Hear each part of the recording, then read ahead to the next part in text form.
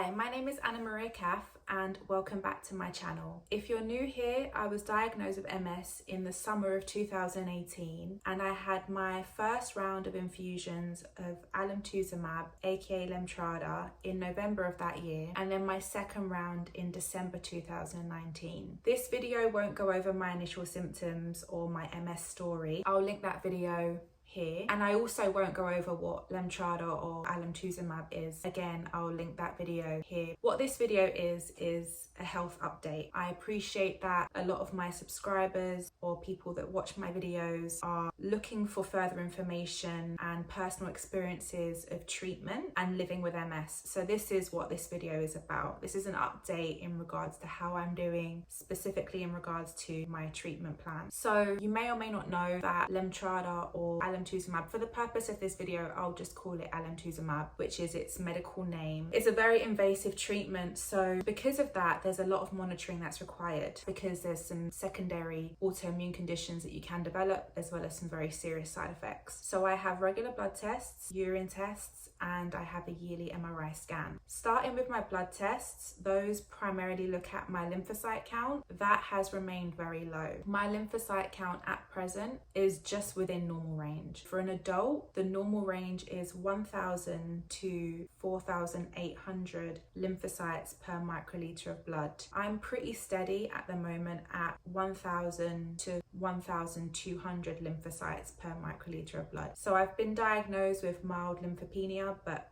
that's very common for somebody treated with Alemtuzumab. Now that I've reached normal range, there is a consideration for further treatment, and I'll get to that at the end of this video. In regards to urine tests, I haven't had any urinary tract infections in a very long time, and I was suffering more so with those in the first year of treatment. I haven't had any, touch wood, for maybe a year and a half. My thyroid levels have also been within normal range, which is great because one of the secondary autoimmune conditions that you can have can affect the thyroid. In regards to my yearly MRI scans, I have achieved and maintained NEDA, which is no evidence of disease activity. So in my case, my lesions have remained consistent, they remain the same, and I'm very grateful, obviously, for that. On my last MRI scan, they've discovered some lumps in my thyroid. I've had 2 ultrasounds since then to confirm the discovery. So yes, the nodules are there, but according to one hospital that I went to,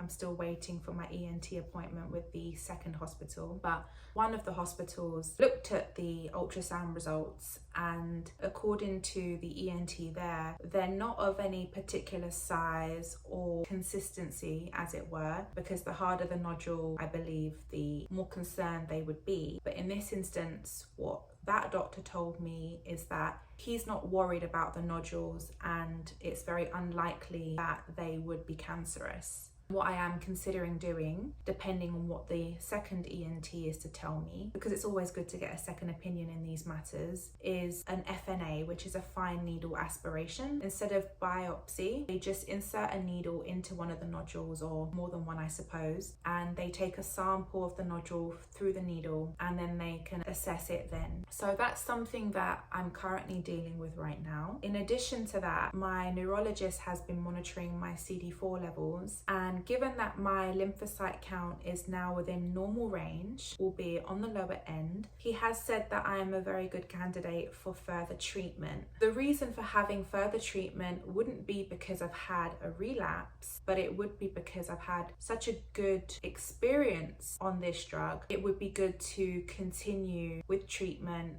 with the hopes that if I suppress my immune system again, then I can maintain NEDA. This is something that I am thinking really deeply about for a number of reasons, but primarily I, on the one hand, want to maintain NEDA, but on the other hand, I am kind of apprehensive about going through the very grueling experience of being retreated with Alemtuzumab again. I really don't want to pretty it up for anybody. It is very invasive. For me personally, I've reached a good point right now where I'm apprehensive about being retreated at a stage where I have a really good equilibrium and I don't necessarily want to have to suffer with the urinary tract infections again. And I actually contracted shingles at one point because I was immunocompromised. I'm not sure if that is the best way for me to go. Not saying though that I won't have further treatment. What I am considering actually is moving on to a different disease modifying therapy, which would be ocrelizumab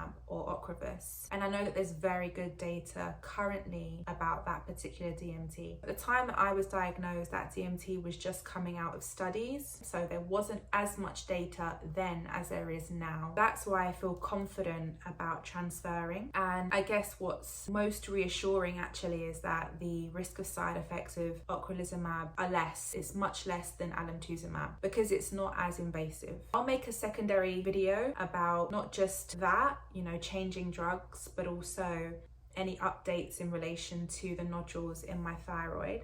But as I say, I wanted to make this a bit of a check-in just to let you know how I'm doing. My EDS score is still pretty much 0. I feel really great. I want to say that I do owe that to Alemtuzumab because who would have known how my disease course would have gone without that. So I'm not ungrateful by any means. It's just now that I've reached a really good place, potentially it would be wise to try a different DMT at this point as opposed to going through the grueling process all over again, mainly because I don't live at home anymore and I wouldn't want to go through that and be away from my family because of how serious the side effects can be. So there's a lot kind of going on in my mind, which is why I think it would be important to anybody watching this video considering DMTs that I make another video about my thought process around this. But anyway, this has been a much longer than expected check-in. I'm gonna leave it here and I will be back with some more videos. Thank you for watching. Hopefully you'll subscribe and I will see you again very soon.